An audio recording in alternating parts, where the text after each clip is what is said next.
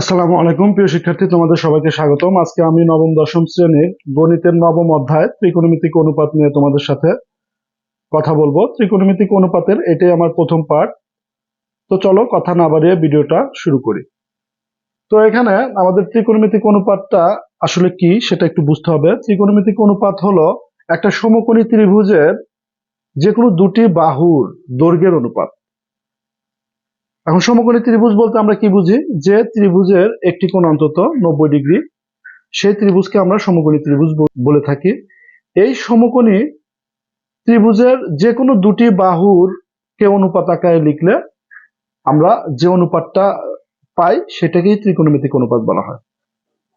তাহলে চিত্রে এখানে দেখো একটা সমকোণী ত্রিভুজ যার এখানে 90 ডিগ্রি আছে। আমরা জানি সমকোণী ত্রিভুজের এটা আমরা একটু নামকরণ করি, যেটা এ, এটা বি এবং এটা সি। তাহলে এই বাহুটার নাম ভূমি,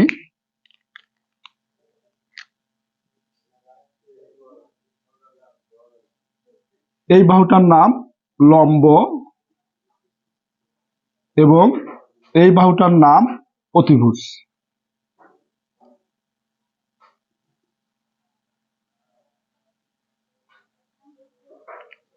তাহলে 6টা ত্রিকোণমিতিক অনুপাত আছে: সাইন, কস, ট্যান, কোসেক, সেক এবং কট। তিনটা জানলে বাকি তিনটাও আমরা পারবো। দেখো আমি তাহলে প্রথমেই আমরা প্রথম ত্রিকোণমিতিক অনুপাত হিসাবে আমি সাইন থিটাকে লিখলাম। সাইন থিটা সমান আমরা লিখতে পারবো, তাহলে সাইন থিটা সমান আমরা লিখতে পারি লম্ব ভাগ অতিভুজ, এবং সাইন থিটা সমান আবার লেখা যায় 1/কোসেক থিটা, এর নাম কোসেক থিটা, এটা সাইন থিটা। কস থিটা সমান আমরা লিখতে পারবো ভূমি ভাগ কোন দুটা বাহুর অনুপাতকে আমরা কস থিটা বলবো, ভূমি এবং অতিভুজ এই দুটা বাহুর অনুপাতকে আমরা কস থিটা বলবো, এবং এটা সমান আমরা লিখতে পারবো 1/সেক থিটা। এখন এটা মনে রাখার কৌশল কি? এটা মনে রাখার কৌশল হিসেবে তোমরা মনে রাখবা কবরে ভূত আছে, কবরে ভূত আছে। তাহলে কবরের ক দ্বারা আমরা কস থিটাকে মনে রাখবো, আর ভূতের ভূ দ্বারা আমরা ভূমিকে মনে রাখবো, আর আসের অ দ্বারা আমরা অতিভুজকে মনে রাখবো। তাহলে এইভাবে আমরা এটা মনে রাখতে পারি। তারপরে 3 নম্বরে ট্যান থিটা সমান আমরা লিখতে পারি ট্যান থিটা কোন দুটা সমকোণী ত্রিভুজের যে দুটা বাহুর অনুপাত, সেটা হলো লম্ব এবং ভূমি। তাহলে এই লম্ব ভাগ ভূমি, এখন এটা সমান আবার লেখা যায় 1/কট থিটা। এবং এটা মনে রাখার কৌশল,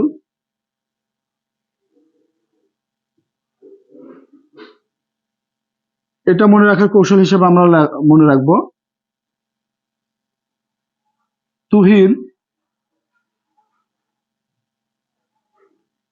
তুহিন লম্বা ভূত। তুহিনের ত দ্বারা আমরা ট্যানকে মনে রাখবো, এবং লম্বা দ্বারা আমরা লম্বকে মনে রাখবো, আর ভূতের ভূ দ্বারা আমরা ভূমিকে মনে রাখবো। তাহলে এইভাবে কিন্তু আমরা যেন আমাদের অনুপাতটা, বাহুর অনুপাতটা যেন একটার সাথে আর একটা না চলে যায়, এই জন্য এই কথাগুলো তুমি মনে রাখতে পারো। সাইনের জন্য সাগরে লবণ আছে, কসের জন্য কবরে ভূত আছে, এবং ট্যানের জন্য তুহিন লম্বা ভূত। এই 3টা লাইন মনে রাখো, তাহলে তুমি এলোমেলো হবে না আশা করি। এখন ত্রিকোণমিতিক অনুপাত আমি বলছি 6টা, আমি লিখছি কেবল 3টা। এখন এই 3টা পারলে কিন্তু আমরা বাকি 3টাও পারবো। মনে রাখবা সাইনের বিপরীত হলো কোসেক, এখানে যে কোসেকটা কিন্তু লিখছিলাম। তাহলে কোসেক থিটা সমান আমরা কি লিখতে পারবো, উল্টা যেহেতু, তাহলে এইটা এখন অতিভুজ উপরে থাকবে, এবং লম্বটা আমাদের নিচে থাকবে এবং সমান দিয়ে আমরা লিখতে পারবো কি, এখানে লিখছিলাম 1/cosec থিটা, তাহলে এখন লিখবো 1/sin থিটা। তারপর 5 নাম্বার সূত্র, কসের উল্টা হলো সেক, তাহলে সেক থিটা সমান, তাহলে কসের যেটা ছিল এটাকে তার উল্টা করে লিখতে হবে, অতিভুজ আমাদের উপরে লিখতে হবে এবং ভূমি আমাদের নিচে লিখতে হবে। আচ্ছা, টেনে আমরা আর একটা অংশ বেশি মনে রাখবো, সেটা হলো টেনে আবার সাইন থিটা ভাগ কস থিটা, এটাও লেখা যায়। টেনে একটা অংশ বেশি, অন্যান্য অংশের ক্ষেত্রে, অন্যান্য ত্রিকোণমিতিক অংশের ক্ষেত্রে কিন্তু 3টা পার্ট, এই যে একটা, এই যে একটা, এই যে একটা, এই যে একটা, এইভাবে 3টা পার্ট, টেনে আমাদের একটা পার্ট বেশি থাকবে। তাহলে সেক থিটা সমান আমরা লিখতে পারি, এখানে আমরা লিখতে পারবো 1/cos থিটা, কারণ সেক হলো কসের উল্টা। তারপরে 6 নাম্বার ত্রিকোণমিতিক অনুপাত, আমাদের ট্যানের উল্টো হলো কট, কট থিটা। তাহলে কটের পরিবর্তে আমরা কি লিখতে পারবো, ট্যানকে যা লিখছি তার উল্টাটা আমাদের লিখতে হবে, নিচেরটা উপরে যাবে এবং উপরেরটা নিচে, ভূমি ভাগ লম্ব সমান, তাহলে 1/tan থিটা সমান cos থিটা ভাগ sin থিটা।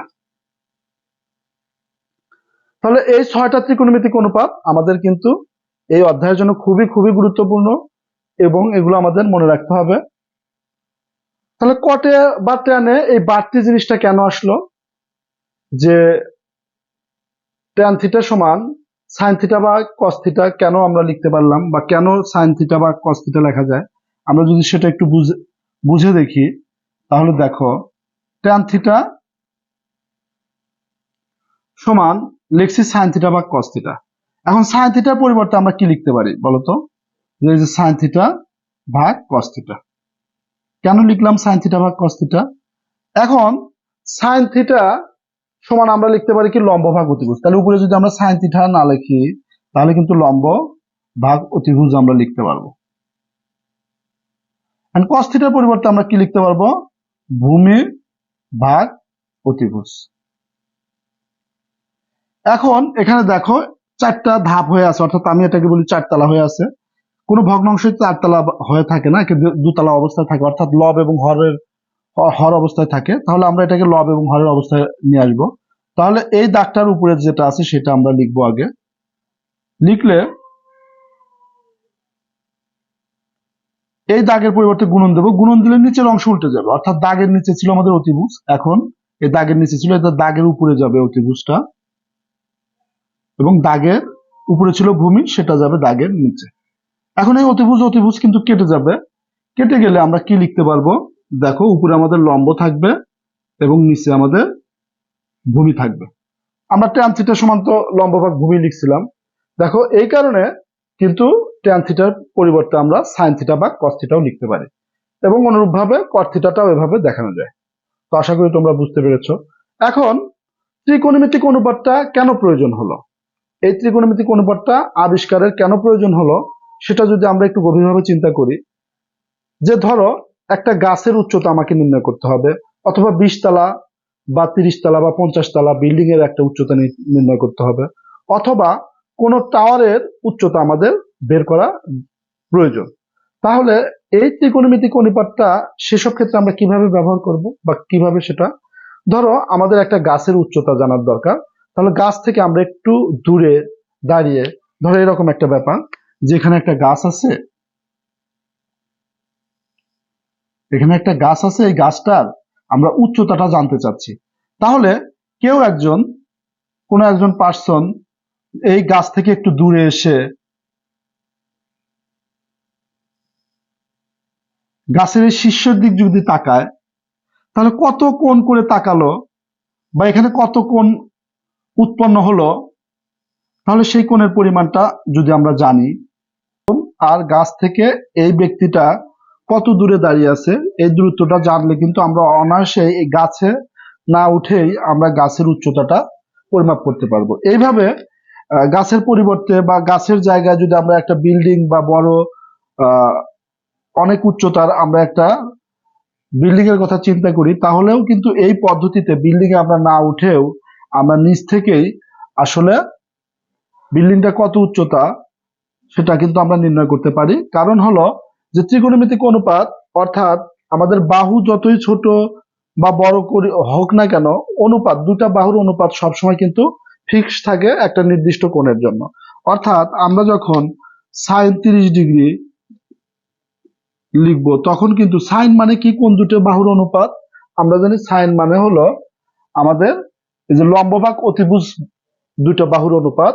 সেই অনুপাত বাহু লম্ব যত বড়ই হোক এবং বা যত ছোটই হোক, বা অতিভুজ যত বড়ই হোক বা যত ছোটই হোক, এই লম্ব এবং অতিভুজ যখন আমরা অনুপাত আকারে লিখবো তখন, এবং কোণ যদি 30 ডিগ্রি থাকে, তাহলে সে মানটা অবশ্যই কিন্তু 1/2 আসবে।